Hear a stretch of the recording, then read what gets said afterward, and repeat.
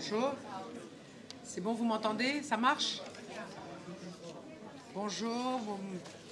Buenos días, sabah al khair.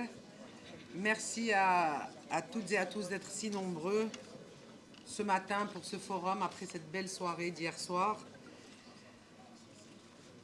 C'est un grand bonheur d'être à nouveau aujourd'hui parmi vous ici à Essaouira à l'occasion de ce 25e festival et de ce 11e Forum des droits de l'homme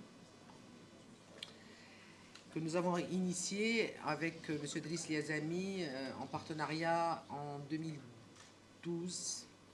Voilà, une nouvelle section de notre beau et grand festival qui est venu se rajouter et on est vraiment très content de voir que chaque année nous sommes de plus en plus nombreux. Comme vous avez pu le constater, nous avons un espace à l'extérieur avec un écran de retransmission et au fur et à mesure que les infrastructures aussi de la ville le permettront, nous verrons comment faire évoluer l'essentiel de notre projet culturel, parce qu'ici à Essaouira, depuis 1998 et bien avant, n'est-ce pas, M. Azoulay, il y a une vision pour la culture et le développement par la culture.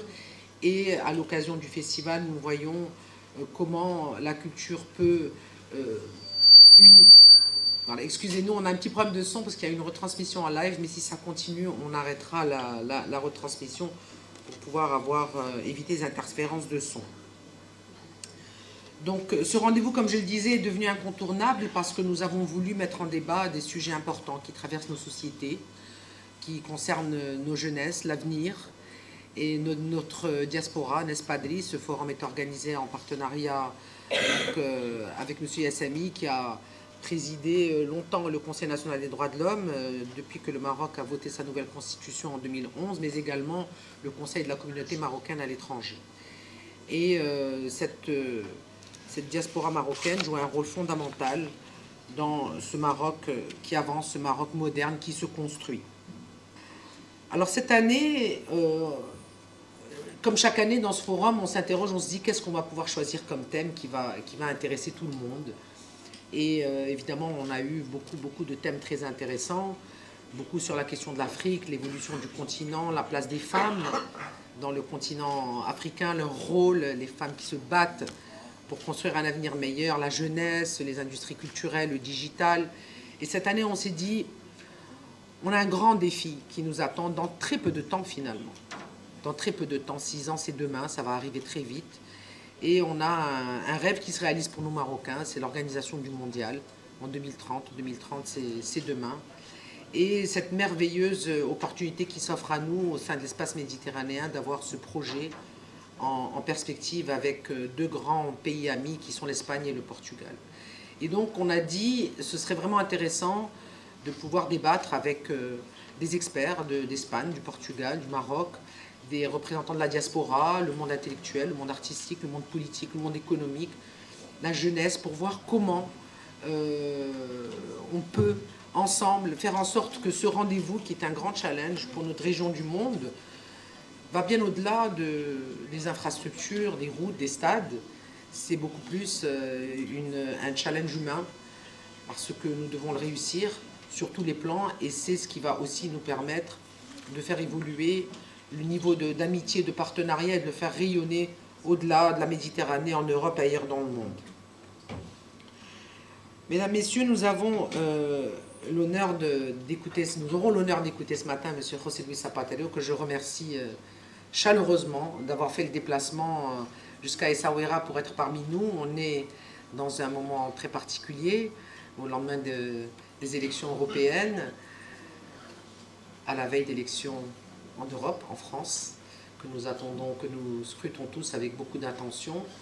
Nous savons à quel point l'Espagne est amie du Maroc, notre premier partenaire commercial. Nous savons que Lisbonne est la capitale la plus proche de Rabat, n'est-ce pas, monsieur l'ambassadeur? Et puis surtout, ce que je voudrais dire, je ne sais pas si je devais le dire, mais cher José Luis, on devait avoir un invité aussi avec nous, mais qui était monsieur Antonio Costa, ancien Premier ministre du Portugal, parce que c'est aujourd'hui l'Espagne et le Portugal qui sont à l'honneur ici au Maroc. Et nous avons eu la grande nouvelle qu'hier, il a été nommé à la tête président du Conseil de l'Europe. Donc voilà, on peut l'applaudir.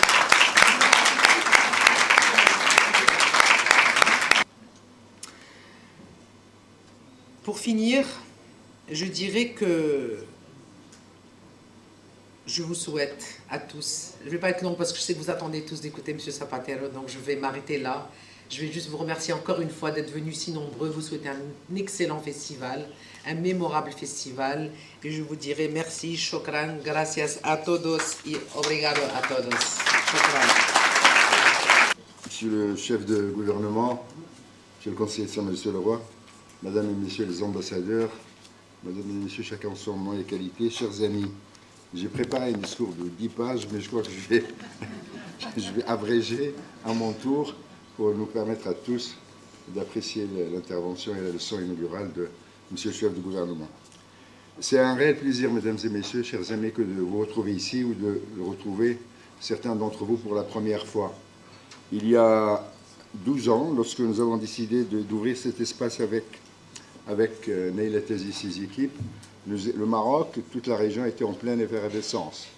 Le vent de la liberté soufflait de manière assez forte sur toute la région, et le Maroc a entrepris sa marche paisible, plutôt pas à pas, de réforme avec l'adoption de la nouvelle constitution. Il nous a semblé alors qu'un festival qui avait réconcilié le Maroc avec sa profondeur historique, avec sa diversité culturelle, avec le monde, était le mieux placé pour accueillir un nouvel espace de débat, de discussion démocratique, sans laquelle il n'y a pas de démocratie vivante. L'organisation du mondial de 2030 conjointement avec l'Espagne et le Portugal est une formidable opportunité pour nous, en technique, économique, etc. Mais c'est un immense défi au niveau des plans humains, sur le plan humain. Nous sommes en effet dans une situation paradoxale, très proche et très éloignée en même temps. L'ambassade du Portugal, je pense au travail que l'Institut des études lusophones et hispanophones a mené et mène encore, ou même va être avec nous et va en parler. Merci d'être là, monsieur. Merci, monsieur le chef de gouvernement. Merci infiniment de votre présence. Merci à vous tous. Et très bon colloque. Merci.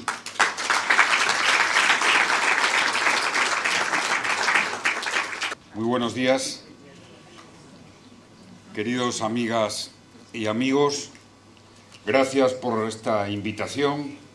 Es un placer estar aquí una vez más en Marruecos, en esta tierra de paz, en este congreso y festival de entendimiento, de cultura.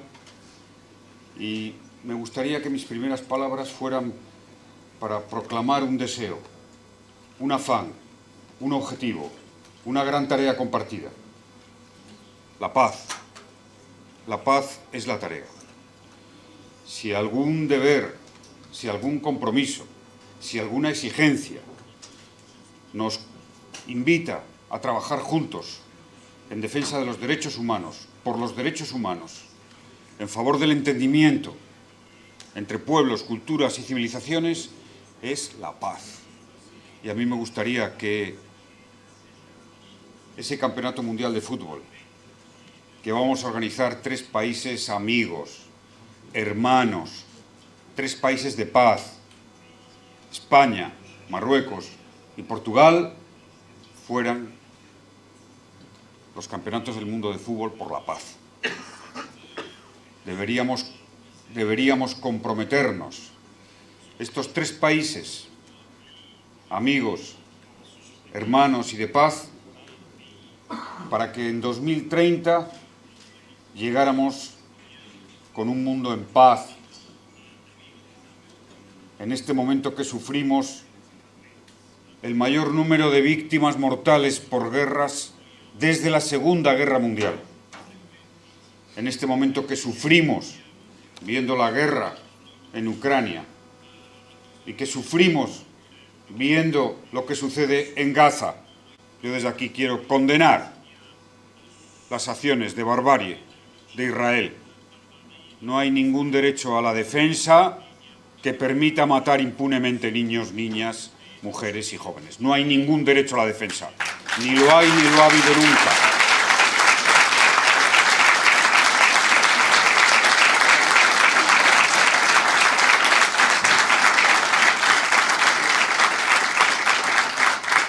podremos hablar de un mundo que se camina hacia la justicia, no podremos hablar de un mundo que se encamina hacia la paz, mientras no reconozcamos toda la comunidad internacional el derecho del pueblo palestino a vivir, a sobrevivir y a tener un Estado que ha reconocido el gobierno de España al pueblo palestino.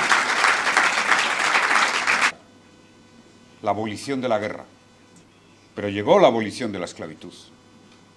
Y quizá las generaciones, muchas generaciones, porque allí donde la violencia se instaura, allí donde la guerra crece, se defiende, se legitima, ya ningún derecho humano es posible. Ningún derecho humano es posible, ni la vida, ni la libertad, ni la educación, ni la salud, ni la memoria. Porque los laboratorios europeos, chinos, estadounidenses cooperaron para tener la vacuna más rápida de la historia y no hemos aprendido la lección. Hoy vivimos un tiempo en el que vuelven los mensajes nacionalistas, los mensajes y a los sentimientos de ciudadanas y ciudadanos. La paz es más fácil. Es igual que el feminismo. El feminismo aporta paz y la cultura certifica la paz, consolida la paz. Sí,